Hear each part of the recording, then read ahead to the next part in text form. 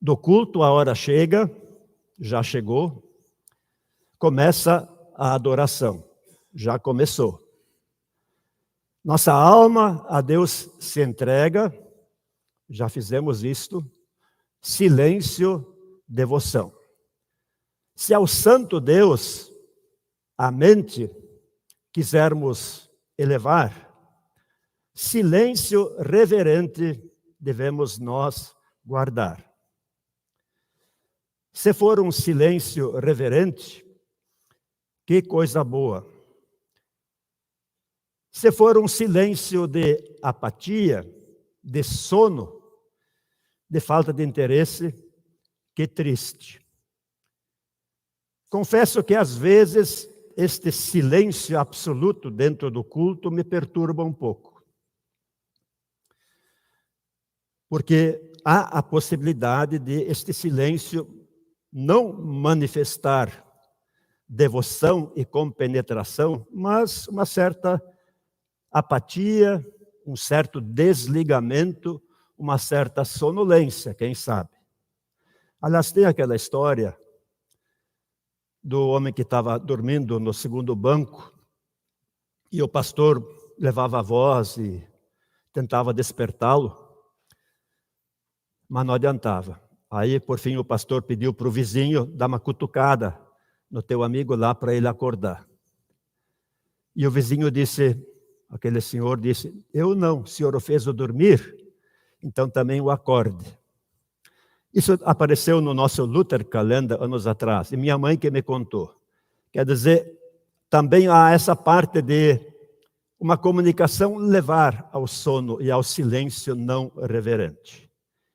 Existe verdadeira concentração e interesse em entender a mensagem de Deus, para que o nosso ouvir também não se torne infrutífero, pois Tiago diz, tornai-vos praticantes da palavra e não somente ouvintes.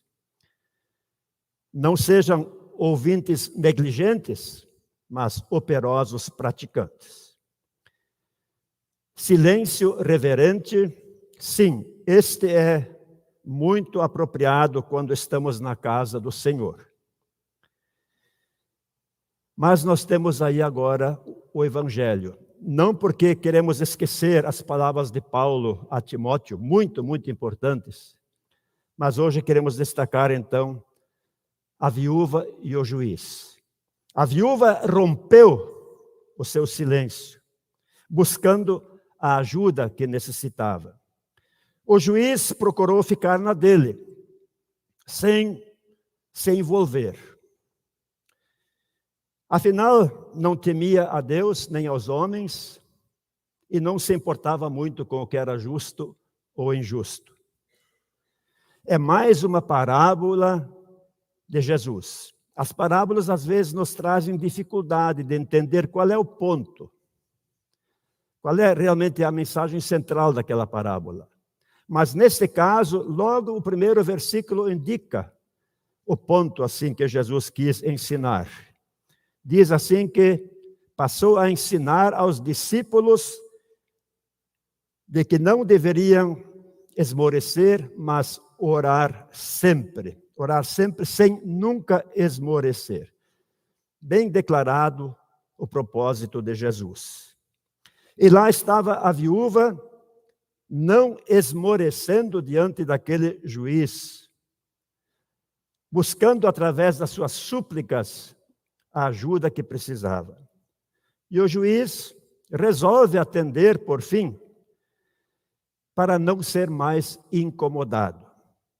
Não faz isso por dever de consciência ou por amor à justiça, mas simplesmente para se ver livre daquela mulher. Nada de amor, de compaixão ou de interesse verdadeiro pelo bem-estar dela. Não quer ser mais incomodado. Quanta coisa nós fazemos neste mesmo espírito. Por exemplo, quando o filho diz, mãe, para de chatear, já vou. Ou quando o neto diz da avó, eu só acompanhei a avó no culto porque ela prometeu me dar um chocolate, ou ameaçou cortar a minha mesada. Ou então, eu vou dar um copo de água, um prato de comida para aquele pedinte no portão, para me ver livre dele. Qual é agora o juiz injusto, o juiz que não está interessado nos seus deveres? Quem pode ser, além desses exemplos? Pode ser um patrão que não está nem aí para as necessidades dos seus empregados. Pode ser um professor, uma professora, que diante das necessidades particulares deste ou daquele aluno, as dificuldades particulares, não se importa. E também não se importa em ter a necessária ordem e disciplina em sua classe.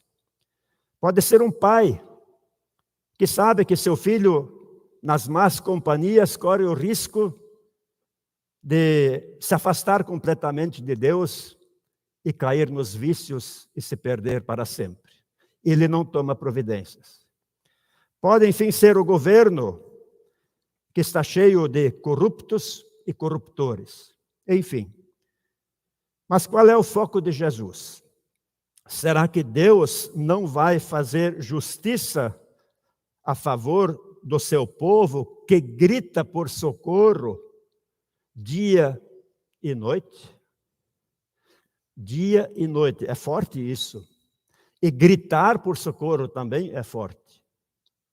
Às vezes nós nos contentamos com uma breve prece. E assim que a pronunciamos ou pensamos, já também não lembramos mais dela. Gritar por socorro dia e noite. Pensando no momento atual, aqui no Brasil, diante do segundo turno, será que os gritos por socorro, por ajuda, por iluminação, por sabedoria, por um voto certo, são tão frequentes como deveriam? Será que realmente não perdemos tempo discutindo ideias e propósitos e promessas cumpridas e não cumpridas, ou a serem cumpridas? Perdemos tempo atirando pedra num, beijando o outro, em vez de ocupar este tempo com gritos de socorro. As horas que perdemos em discussões vãs, estas se perdem diante da realidade de que tudo depende do poder, da bênção e da graça de nosso bom Deus. Claro, as duas coisas têm que andar juntas. Precisamos usar a nossa sabedoria, o nosso bom senso, as informações disponíveis para decidir sobre um voto. Mas a busca por orientação e por decisão divina não pode ficar em segundo plano. Agora, temos uma coisa interessante. O relato começa com acentuando o dever de orar sempre, sem nunca esmorecer, mas termina aparentemente de uma maneira bem diferente. Quando o Filho do Homem voltar, achará porventura fé na terra, no seu povo? Parece que não combina uma coisa com a outra. Como podemos, então, entender isto aqui? Surpreendentemente, o final não fala de oração, sem esmorecer, mas fala, quando o Filho do Homem vier, será que vai encontrar fé na terra? Como ligar o começo com o fim? Não deveria, quem sabe, estar escrito assim: quando o Filho do Homem vier, será que vai encontrar todos firmes e perseverantes na oração, sem esmorecer? Ora, meus irmãos, a prática da constante oração acontece na fé e pela fé. É um fruto da fé. Ninguém leva uma vida de oração se não tiver fé, se não confiar em Deus. Por outro lado, não deixa de ser verdade que o orar constante fortalece-nos na fé. Cria mais intimidade com o nosso Deus e nos ajuda a permanecer firmes nos desafios de cada dia. Então, sem prejuízo e sem medo de errar, nós poderíamos falar assim, ler assim. Jesus contou esta parábola para mostrar que devemos permanecer firmes na fé e não desistir jamais. Ou então, quando o Filho do Homem vier, será que vai encontrar o seu povo em firme e constante oração? A exemplo do que diz a Bíblia, vigiai e orai, porque não sabeis o dia nem a hora, e não sabeis também quais os propósitos de Deus a partir da próxima eleição.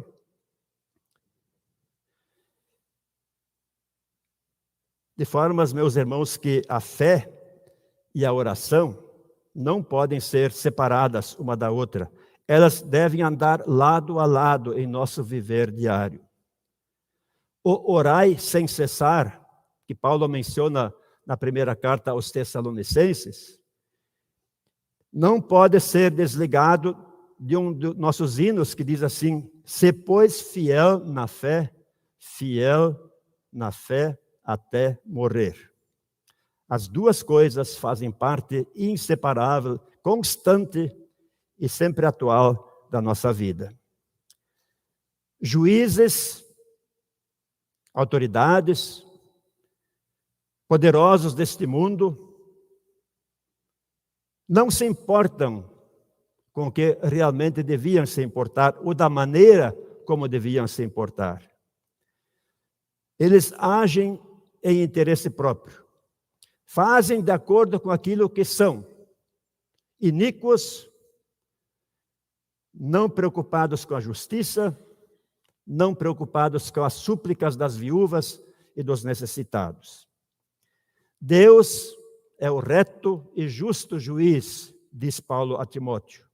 Ele ouve nossos lamentos, nossos clamores, porque nos ama, porque está interessado em nosso bem-estar, em nossa felicidade, tanto aqui como principalmente em relação à eternidade, onde nos convida para sermos bem-aventurados.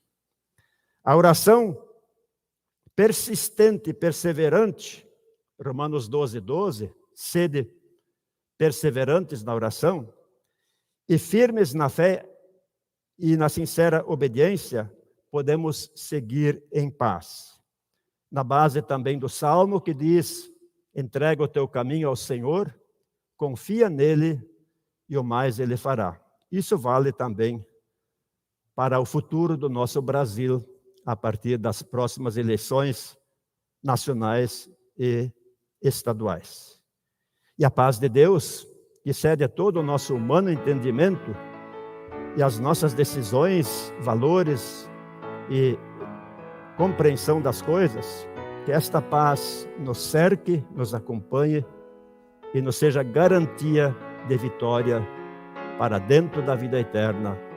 Amém.